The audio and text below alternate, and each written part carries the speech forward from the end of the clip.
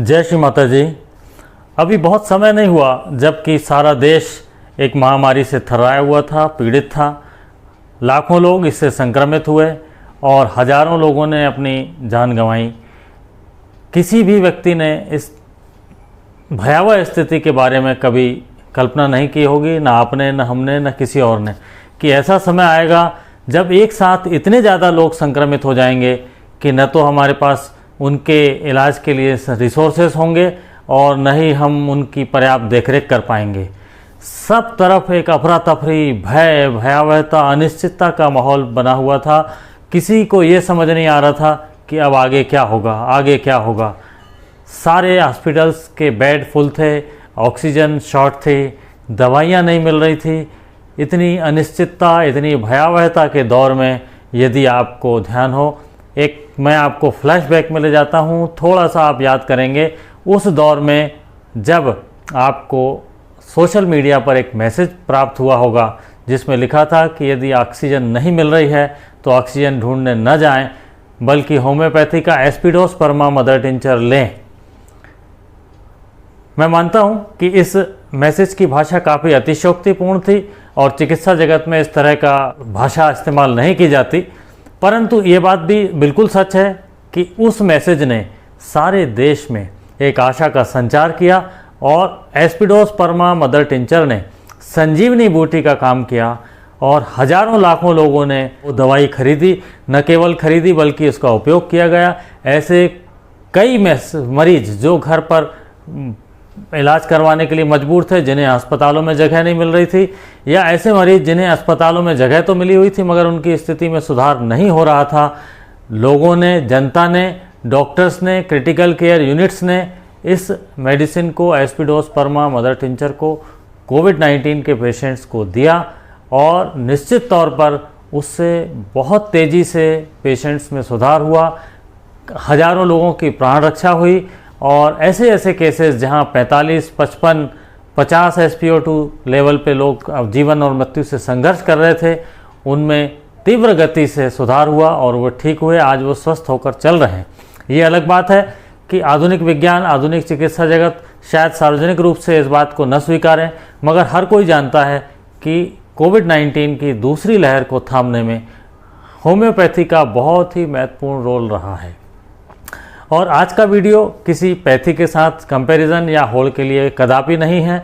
हम तो सिर्फ ये निवेदन करना चाहेंगे आधुनिक विज्ञान जगत से, आधुनिक चिकित्सा जगत से, कि थोड़ा सा स्पेस यदि वो होम्योपैथी के लिए भी रख लें तो इस देश में चिकित्सा सेवाओं को बहुत ही सरल तरीके से और बहुत ही आसानी से कम मूल्य में लोगों को दिया जा सकता है। और इस तरह की महामारी में भी, इस तरह के गंभीर संकट में भी होम्योपैथी बहुत कारगर हो सकती है। निश्चित तौर पर इसे मौका मिलना चाहिए। बहरहाल आज हम बात करने जा रहे हैं होम्योपैथी के मदर टिंचर्स की। चूँकि ये एस्पिडोस्पर्मा मदर टिंचर ही था, इस मदर टिंचर को लेकर हमें ये विचार आया कि क्यों न सारे देश को, सारे देश की जनता को होम्योपैथी के अथाह सागर में छिपे हुए इन रत्नों की, इन मदर टिंचर्स की जानकारी दी जाए, जिससे कि लोग इसका बहुत आसानी से लाभ ले सकें। ये दवाइयाँ बिल्कुल सुलभ हैं, हानि रहित हैं, किसी तरह के साइड इफ़ेक्ट इनका नहीं होता। यदि कोई व्यक्ति लेकर इसका सेवन कर सकता है तो उसे निश्चित तौर पे लाभ होगा। तो मदर टिंचर के बारे में बात करने के पहले मैं आपको बता दूं कि मैं डॉक्टर कृष्ण हरजानी हूं। मैं मध्य प्रदेश छिंदवाड़ा से हूं और आपको बताना चाहता हूं कि मदर टिंचर यानी होता है होम्योपैथी का जीरो पोटेंसी। जैसे आपने होम्योपैथी की दवाइयों के बारे में जब भी जाना होगा, सुना होगा, उसमें 30 पोटेंसी, 200 पोटेंसी या 1000 पोटेंसी, अलग अलग तरह की पोटेंसी होती है। ये मदर टिंचर का अर्थ होता है जीरो पोटेंसी, यानी कि यह मूल अर्क होता है एक तरह से। और यह पोटेंसी जो है, जीरो पोटेंसी, यह सभी दवाओं में कारगर नहीं है, बल्कि कुछ सेलेक्टेड मेडिसिन में मदर टिंचर बहुत अच्छा काम करते हैं। इस वीडियो के माध्यम से हम केवल उन्हीं मदर टिंचर्स के बारे में आपको बताएंगे जो मदर टिंचर बहुत तेज़ी से स्वास्थ्य सुधार में सहयोग देते हैं, जिनके रिजल्ट बहुत अच्छे हैं, परीक्षित हैं। मैंने खुद अपने क्लिनिक में बहुत सारे पेशेंट्स को दी है और उन्होंने इससे लाभ प्राप्त किया है। तो ऐसे मदर टिंचर्स की मैं आपको जानकारी देने जा रहा हूँ अपनी ये मदर टिंचर सीरीज़ में। आज इसके पहले वीडियो में हम बात करने जा रहे हैं होम्योपैथी के कैथेटर की। तो आइए आज के वीडियो में हम जानते हैं आज के मदर टिंचर को।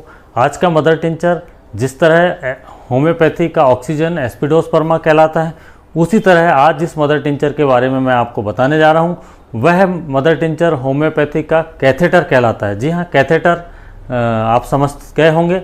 जब किसी पेशेंट को नॉर्मली यूरिन पास करने में दिक्कत होती है तब उसे कैथेटर लगाया जाता है, जिससे कि वह उस कैथेटर की सहायता से अपना यूरिन पास कर पाता है। इसे ही कैथेटर कहते हैं। इसके अलावा कैथेटर क्यों लगता है, कब लगता है, इसके बारे में मैं आपको अभी आगे बताने जा रहा हूँ। एक स्थिति होती है, आपने शायद सुना हो, क्रोनिक यूरिनरी रिटेंशन डिसीज़। इस बीमारी में, इस डिसीज़ में पेशेंट यूरिन पास तो कर पाता है मगर उसका ब्लैडर पूरी तरह खाली नहीं हो पाता, जिससे पेशेंट परेशान रहता है। बार बार उसको सेंसेशन आता है, यूरिन के लिए वो जाता है मगर यूरिन उसका पास नहीं होता। या फिर ऐसे भी कई केसेस होते हैं जहाँ पर कि पेशेंट को किसी गंभीर इलनेस की वजह से, क्रिटिकल इलनेस की वजह से या सर्जरी की वजह से आईसीयू में जब एडमिट किया जाता है तो उसे कैथेटर लगा दिया जाता है।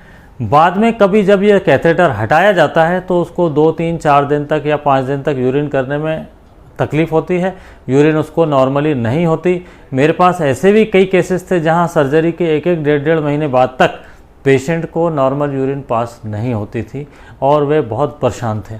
मगर इस मेडिसिन ने, इस मदर टिंचर ने पेशेंट को 2 दिन में ही ठीक कर दिया, 3 दिन में ही ठीक कर दिया और पेशेंट नॉर्मली अपनी यूरिन पास कर सका।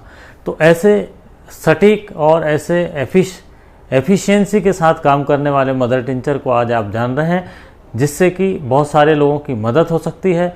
होम्योपैथी का कैथेटर, इस कैथेटर को आपको बाज़ार से होम्योपैथी की शॉप में बहुत आसानी से मिल जाता है।